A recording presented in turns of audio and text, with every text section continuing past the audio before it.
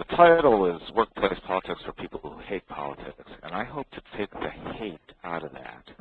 I hope to help you recognize how valuable politics is and how valuable political skills are. But it's hard to do in the time we have, so please, I hope you understand this is a vast topic, and we'll just scratch the surface of some of the important ideas. The main idea about politics is it comes in many flavors. Some is ethical, some isn't. What may be ethical for you might be unethical for someone else, and vice versa. You have to decide what's right for you and be prepared for whatever you encounter. Someone carries out some political move that you don't approve of. Being angry probably won't help. It won't help you formulate a reasonable response. Another thing to keep in mind is that people rarely act alone. The politics that occur in whatever organization you belong to or wherever you're observing them occur systemically. People act in concert with others in response to others, and based on information that they believe is right or that they've made up or that they got from somewhere that might be credible or not. It's very difficult to sort things out. You have to think about it as a system. So now let's go to slide 8. And this is just a summary of where we're going today. I don't think I'll talk to it, but except to say we'll talk about communication, meetings, and pressure, and so on. So let's go to slide 9. We might as well have a definition so we know what we're talking about. Workplace politics is what happens when people, politics is a we, when people contend with each other for control or for dominance, or when they work to resolve some specific issue.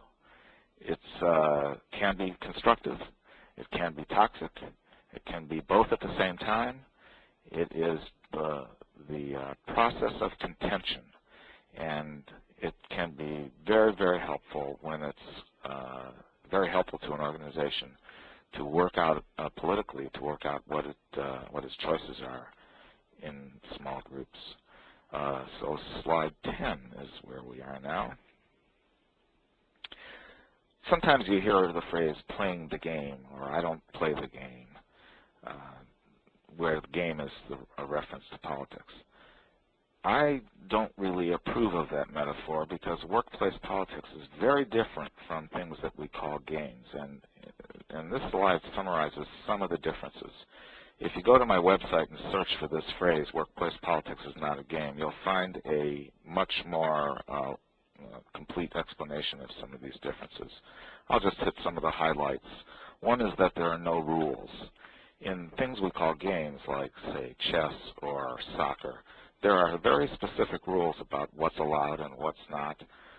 Sometimes you can violate the rules and get away with it, but that's a rare event, we like to think. So since there are no rules in workplace politics, it's quite useless to appeal to precedent or to fairness because there are no judges, there are no referees. People make judgments, but there's no official process for calling a foul on someone. Oh, another one is there are no periods and there's no rest. There's no halftime. There's no, at the end of the game, you don't get to relax. It's a 24/7 thing. It goes on as long as you're part of the organization. And in fact, you may play a political role in that organization even after you've departed. Your name may be invoked in various ways as examples, good or bad. So it just never ends. It goes on forever. Another thing that people sometimes do is they play to the crowd. They think of others as watching their actions, and that is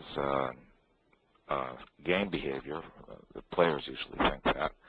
But sometimes people aren't watching, and you really don't know that there is any benefit to doing that.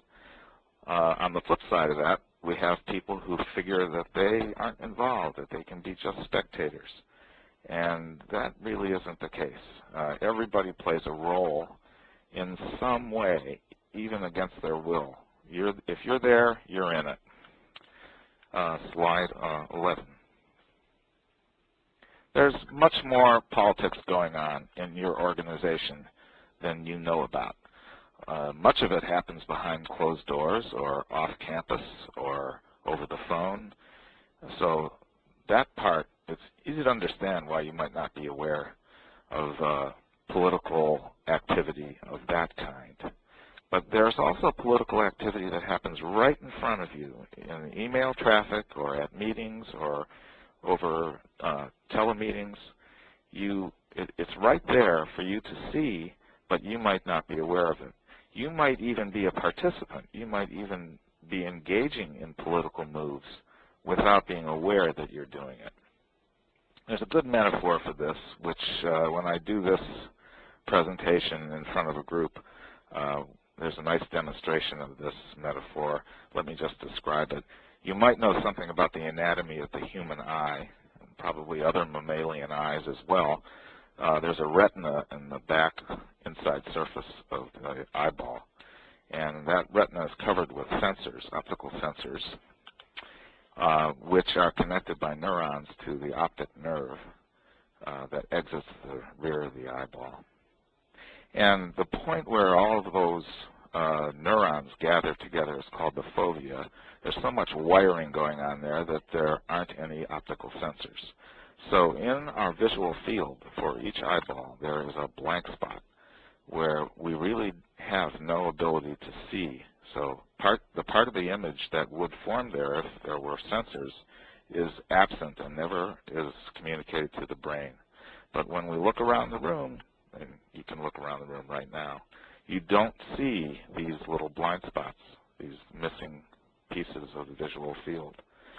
I think of that as an indication, as a metaphor for some of the politics that's happening right around me that I'm not aware of. I don't feel blind, as if I'm blind there. I don't feel like I'm not seeing anything because my brain is able to smooth that over. So I have no sense of not seeing something, but it's there nevertheless, and I don't have that information. So now on slide 12, Mike. Here are some tips for person-to-person communication. Probably we could spend the entire time on this one slide. Let me just say a few words briefly about each of these items. Keep in mind when you're engaged with another person in conversation and there is contention or there's a clear political slant to the conversation, that you could end up in trouble. You'd have a disagreement perhaps about allocating a resource. It's possible to get, the conversation might get stressed. It's really important to remember that preventing that is well worth the effort. If you can stay out of trouble, you'll have a much easier time in comparison to trying to fix a problem that gets created because of a stressful situation. The last bullet on this slide is to work on preventing these problems by working on your inner process. So if you know, for instance, that you get stressed when you work with a particular person, look upon your opportunities to work with that person as an opportunity to practice controlling that stress and becoming more relaxed about those interactions. So staying out